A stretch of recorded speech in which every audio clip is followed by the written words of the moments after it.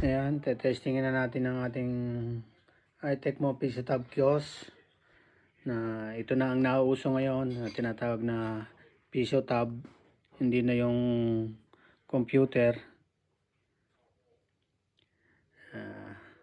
Sa ngayon sa cellphone muna natin itetest.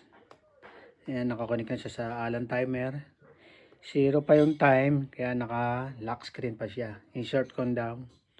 Testing natin mag-insert ng coin pag nagka oras. Ayan. Ayun. Automatic nag-lock screen siya. Nag-unlock siya. Pupunta na siya sa mga application. Pwede na yung ito pa lang so far ito pa lang naka-install application, naka whitelist. Ayan, testing natin. Pwede na magamit ang phone. Wait natin kung magla-lock screen siya pag naubos na yung timer. Dapat magla-lock screen siya pag naubos na yung timer. Testing natin. Ayan, naka-play. Ayan, 19, 18.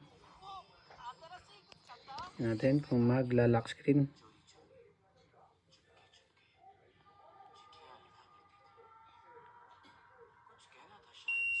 Ayan.